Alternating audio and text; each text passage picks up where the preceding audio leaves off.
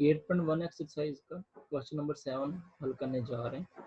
इसमें भी हमें फंक्शन पीसवाइज गिवन है। F of x equal to 0 if interval from -5 to 0 and f of x equal to x if interval from 0 to pi. इस interval की length अगर calculate करें तो ये 2 पाई आएगी। 2p से कंपेरिजन करें तो p पाई आ जाएगी। जब p पाई आता है उसके अकॉर्डिंग फोरियर सीरीज के फार्मूलाज लिख रहे हैं।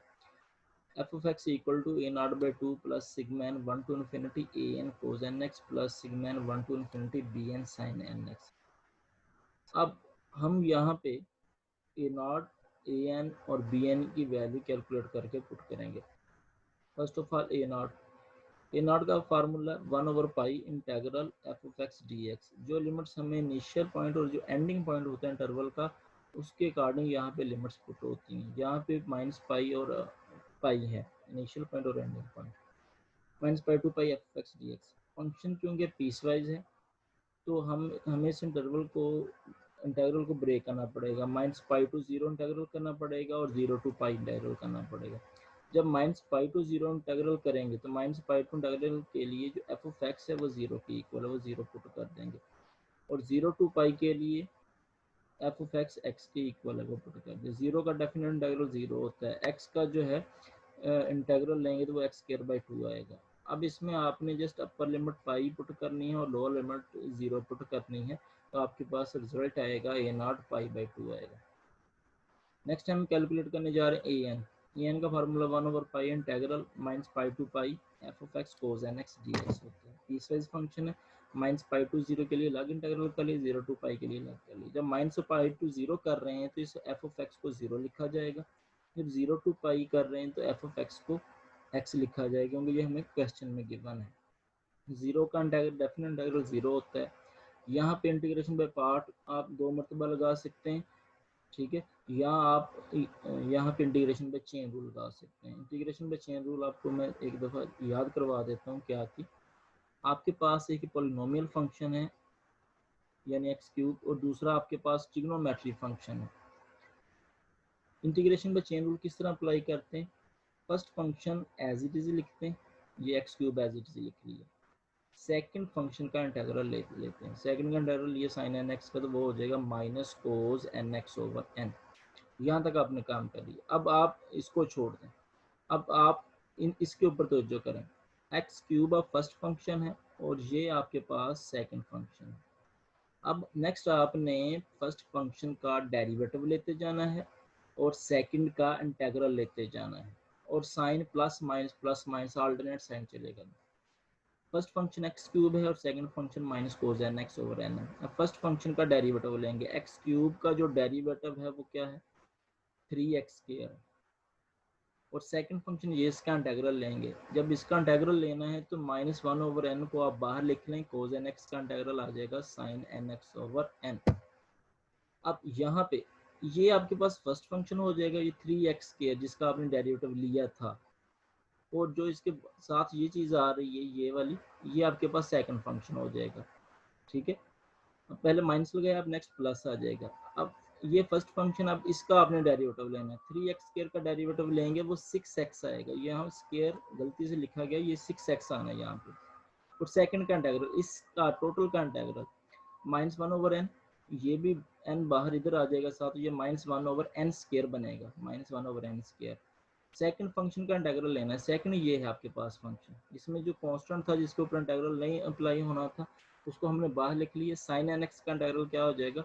-cos nx/n। इसी तरह ये आगे चलता जाएगा। अब ये फर्स्ट फंक्शन हो जाएगा और ये जो है आपका सेकंड फंक्शन हो जाएगा। फर्स्ट फंक्शन का आपने डेरिवेटिव ले लेना और सेकंड फंक्शन इसमें जो है उसका आपने इंटीग्रल ले लेना। यही काम हम यहाँ पे करने जा रहे हैं। इस फार्मूला की प्रैक्टिस अच्छे से कर लेना, ये क्वेश्चंस में करने में काफ़ी आसानी पैदा करेगा। अब हम क्वेश्चन के ऊपर चलते हैं जी। इंटीग्रेशन पे चेन रूल लगाने जा रहे हैं। First function as it is, integral of second, इसका इंटीग्रल लेंगे तो ये बनेगा sin nx/n, ठीक है। अब इसको भूल जाए। अब आपने क्या करना है, इसको फर्स्ट फंक्शन कहना है और इसको आपने सेकंड फंक्शन कहना है। फर्स्ट फंक्शन का डेरिवेटिव लेते जाना और सेकंड फंक्शन का इंटीग्रल। x का डेरिवेटिव वो क्या आएगा? 1। सेकंड ये है, इसका इंटीग्रल लेना है तो साइन, इसका इंटीग्रल लेंगे 1/n कांस्टेंट बाहर आएगा तो साइन एन एक्स का इंटीग्रल आ जाएगा minus cos n x over n. अब नेक्स्ट ये फर्स्ट फंक्शन जिसका आपने डेरिवेटिव लिया था, ये आपके पास सेकंड फंक्शन ये। अब फर्स्ट फंक्शन का नेक्स्ट डेरिवेटिव लेंगे तो वो जीरो हो जाएगा, यानी यहाँ तक आपका ये इंटीग्रल सॉल्व हो गया। इससे आगे वो टर्म जीरो होती जाएंगे। अब सिंप्लीफाई करते हैं, x sine n x over n minus और minus plus cos n x over n square बनेगा। अब यहाँ पे अपर लिमिट और लोअर लिमिट पुट करते हैं। यहाँ पे upper limit sine pi sine n pi over n plus cos n pi over n square minus lower limit put करेंगे zero sine zero over n plus cos zero over n square. Sine n pi zero के equal होता है वो लिख लिया। Cos n pi minus one power n, ये formula मैं आपको पहले बता चुका हूँ, वो पहले अच्छे से फार्मूले जो एक 50 मिनट की वीडियो हो वो ध्यान से देखिएगा। Minus one power n over n square minus zero हो जाएगा, कोज जीरो वन होता है, वन ओवर एन स्केयर हो जाएगा। यहाँ पे आपके पास एक टर्म ये रहेगी और एक ये रहेगी, यही लिख रहे हैं minus one power n over n square minus one over n square. यहाँ से एन स्केयर जो है वो आप कॉमन ले सकते हो, डिनोमिनेटर में ही आ रहा है one over n square pi, अंदर टर्म्स रह जाएंगे minus one power n minus one. अब यहाँ पे हम ए एन कैलकुलेट कर रहे हैं, ये भी आपका आंसर ठीक है। यहाँ पे आप इवन और आड के लिए अलग अलग फाइंड भी कर सकते हैं, क्योंकि यहाँ पे इवन और या आड में से एक के लिए ये जीरो हो जाएगा। एन की पावर अगर इवन लें तो माइनस वन की पावर इवन वो पॉजिटिव वन कर देता है, तो ये पॉजिटिव वन आएगा और साथ में माइनस वन, वो पॉजिटिव वन माइनस वन वो कैंसिल होगा, जीरो आ जाएगा। तो एन इवन पुट करेंगे तो ये ए एन की वैल्यू जीरो आ रही है। अब आड पुट करेंगे, माइनस वन की पावर आड पुट करेंगे तो यहाँ पे हमें माइनस वन मिलेगा, माइनस का वन और ये माइनस का वन, माइनस का two over n square pi आ जाएगा। आड के लिए minus two over n square pi आ गया। ठीक है, नेक्स्ट हम बी एन कैलकुलेट कर लेते हैं।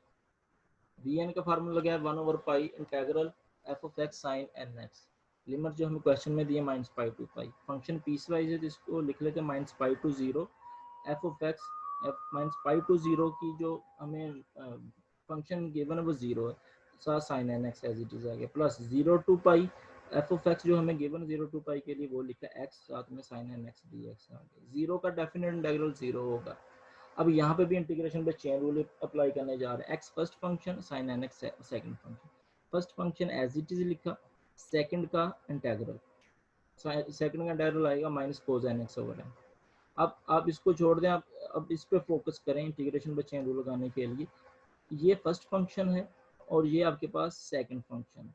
फर्स्ट फंक्शन का आपने डेरिवेटिव लेना है और सेकंड का आपने इंटीग्रल लेना है। फर्स्ट फंक्शन एक्स है, उसका डेरिवेटिव लेंगे तो वो आएगा वन। सेकंड आपके पास ये फंक्शन, इसका आपने इंटीग्रल लेना है। जब इसका इंटीग्रल लेंगे तो minus one over n constant है, ये इंटीग्रल से बाहर आएगा तो कोस एन एक्स का इंटीग्रल आ जाएगा sine n x over n. यहाँ पे साइन माइनस आना है, ये गलती से प्लस लिखा गया, माइनस आना है, क्योंकि पहला प्लस आएगा फिर माइनस आएगा, फिर आप इस तरह लगाओगे तो वो प्लस आएगा, प्लस माइनस प्लस, जैसे यहाँ से बना minus x cos n x over n, यहाँ पे माइनस आएगा, माइनस और ये minus plus sine n x over n square, plus आना है यहाँ पे। ठीक है, अब प्लस कर लीजिएगा। अब इसमें अपर लिमिट पुट करें, pi cos n pi over n sine n pi over n square. Lower limit put करें जीरो ओवर एन और sine zero over n square. अब पाई कोस एन पाई, ये साइन एन पाई ये भी जीरो हो जाएगा, ये जीरो हो जाएगा और साइन जीरो ये भी जीरो हो जाएगा, जस्ट आपके पास एक टर्म ही रह जाएगी। ठीक है, वो टर्म पाई cos n pi over n है, ये माइनस हम बाहर ले चुके हैं। इसके आंसर पे फर्क नहीं पड़ेगा, यहाँ पे मैं जो कह रहा हूँ कि आप यहाँ पे माइनस आना है, यहाँ पे प्लस हो जाएगा।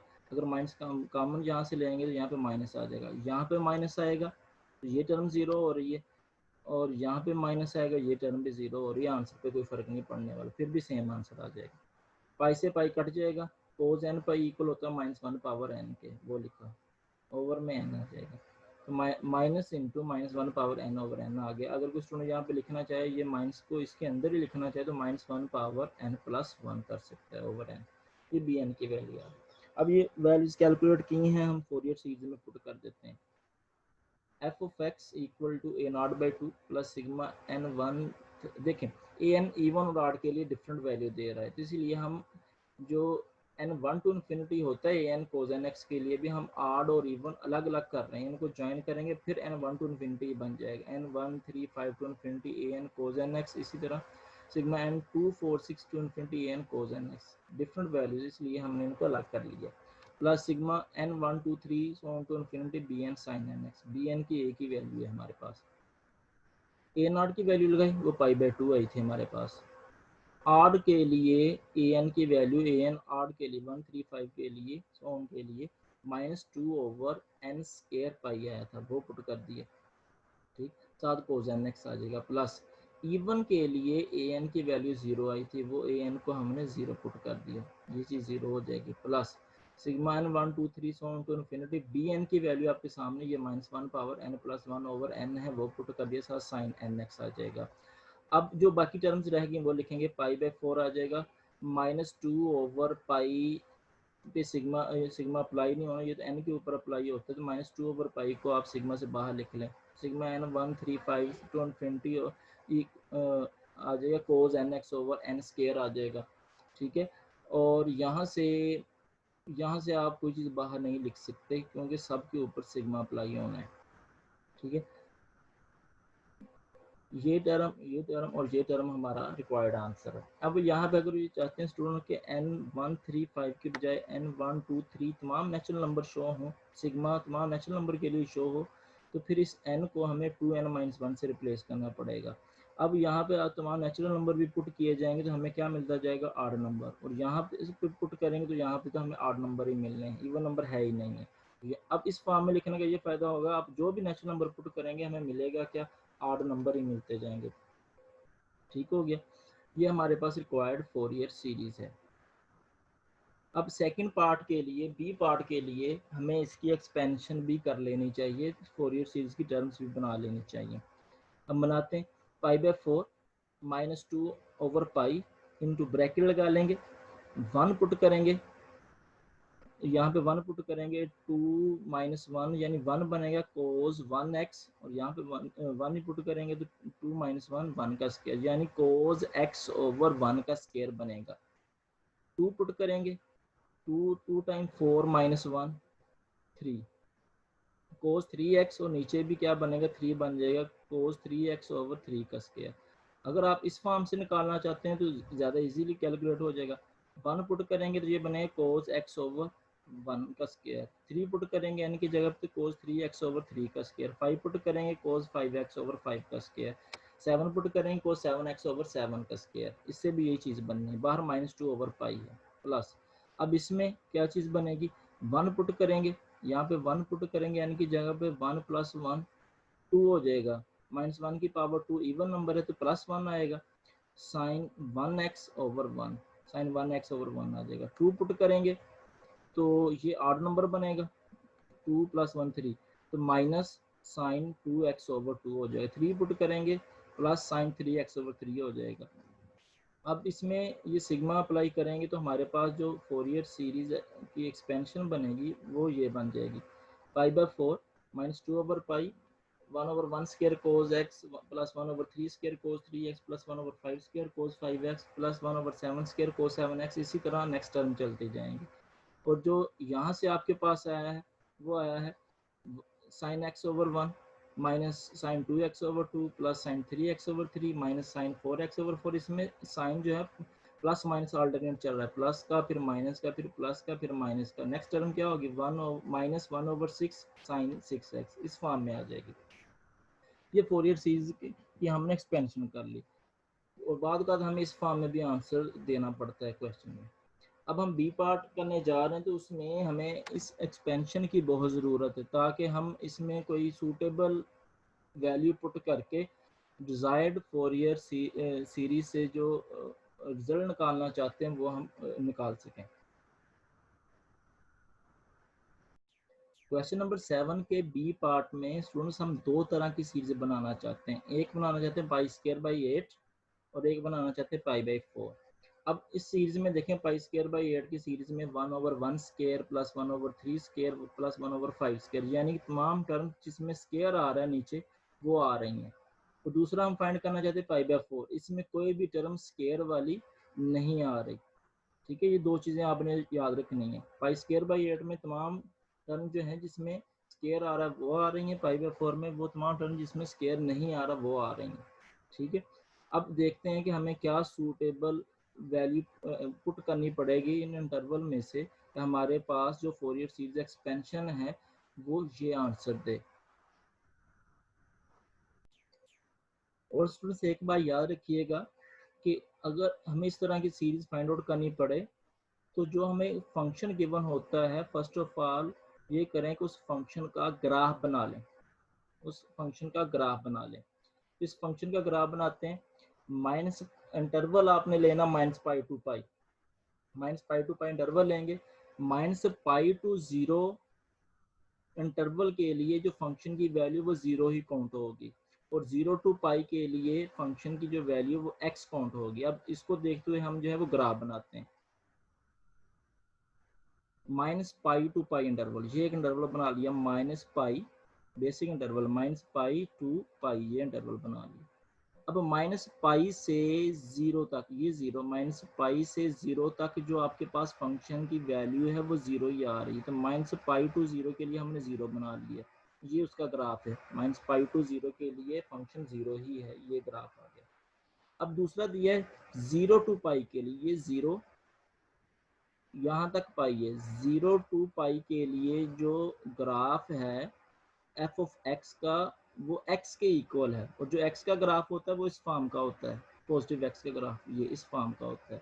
ठीक है, अब ये आपके पास ग्राफ बन गया -π to π का।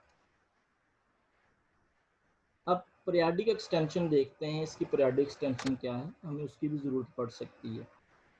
इंटरवल की लेंथ 2π है, यही लेंथ आगे लेते हैं, पाई से ये 2π है तो पाई से 3π करेंगे, ये पाई ये 3π करेंगे तो हमारे पास 2π इंटरवल की लेंथ हो जाएगी।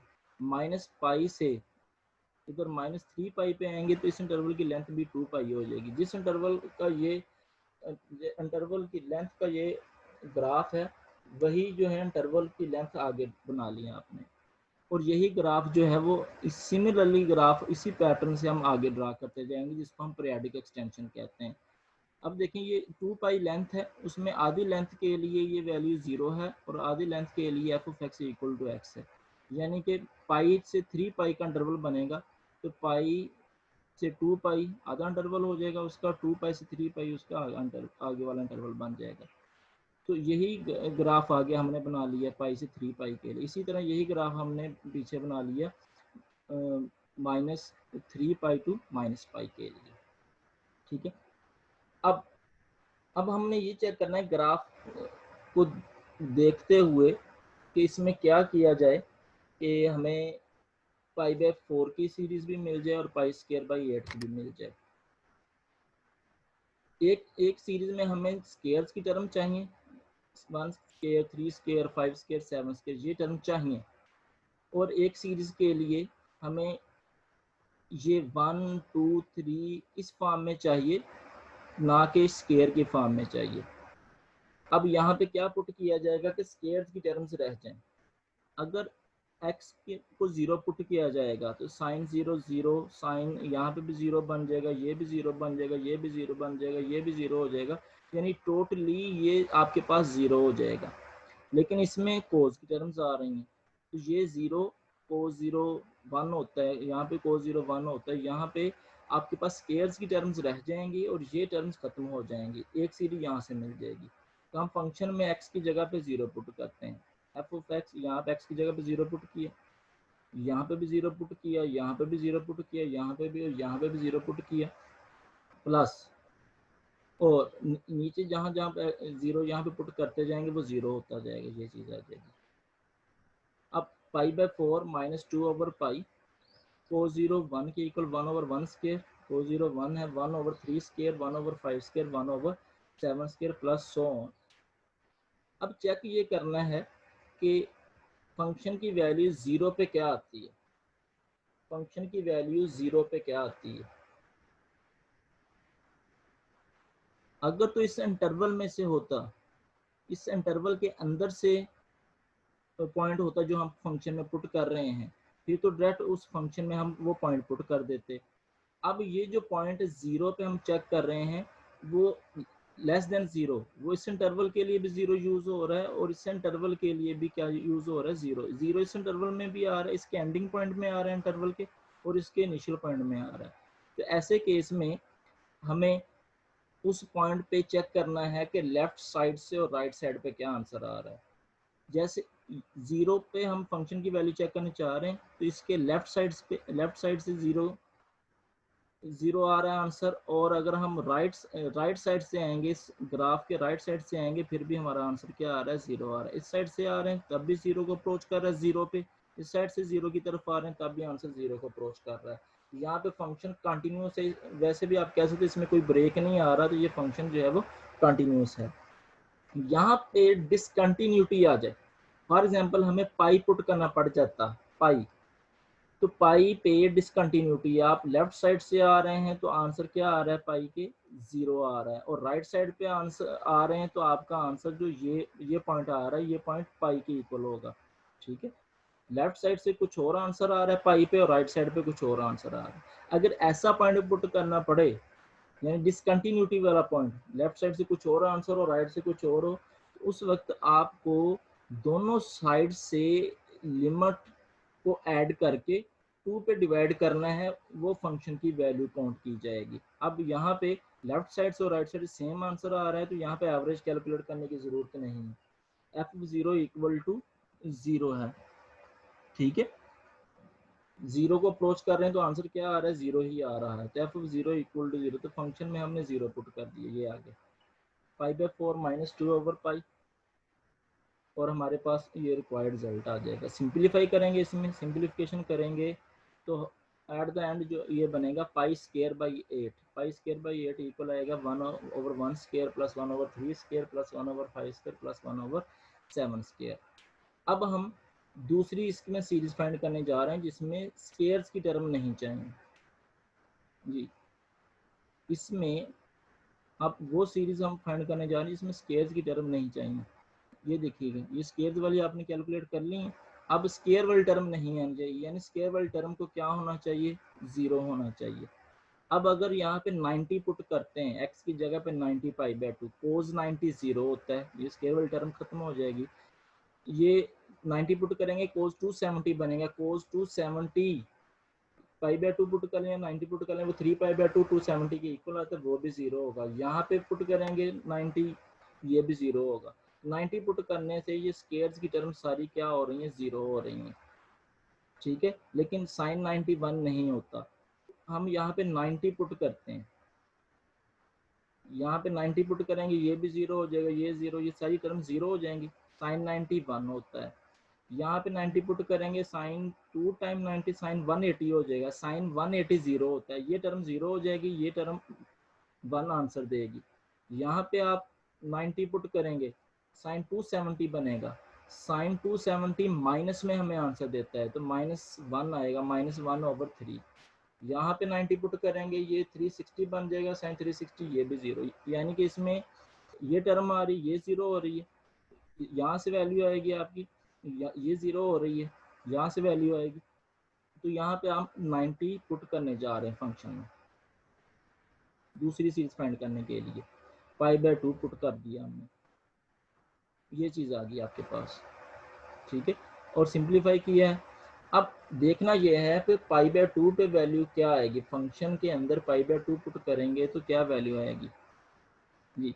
अब पाई बाय 2 ये जीरो है, यहाँ पे पाई है, तो पाई बाय 2 जीरो टू पाई के अंदर आ रहा है, जीरो से पाई के अंदर पाई बाय 2 आ रहा है, तो आप उसको लेफ्ट साइड से अप्रोच करें राइट साइड से अप्रोच करें तो आंसर सेम आएगा। यहाँ आप इस ग्राफ में आ जाए, पाई बाय 2 इस इंटरवल में आता है, पाई बाय 2 जीरो से पाई में आता है, तो पाई बाय 2 पुट करें F of x x function में, तो एक्स की जगह पे पाई बाय 2 पुट कर दें तो f of pi by 2 equal to pi by 2 आएगा, क्योंकि ये फंक्शन लिया जाएगा जब इस इंटरवल में से कोई भी वैल्यू ली जाएगी। अगर एंडिंग पॉइंट पे चेक करना है तो फिर आपको वहाँ पे कंटिन्यूटी और डिसकंटिन्यूटी चेक करनी पड़ेगी। ठीक है, g f of pi by two की वैल्यू पाई बाई टू आ गई हमारे पास, वो हमने ये पुट कर दी और सिंप्लीफाई करना है इसको, ये माइनस पाई बाई फोर इधर आ जाएगा और आपके पास रिक्वायर्ड रिजल्ट आ जाएगा pi by four equal to one minus one by three plus one by five minus one by seven. ठीक है, जो हम निकालना चाहते हैं उसको देखते हुए हमें पुट करना पड़ेगा कि क्या वैल्यू पुट की जाए, तो हमें जो सीरीज पूछी गई है वो हम निकाल सकते हैं।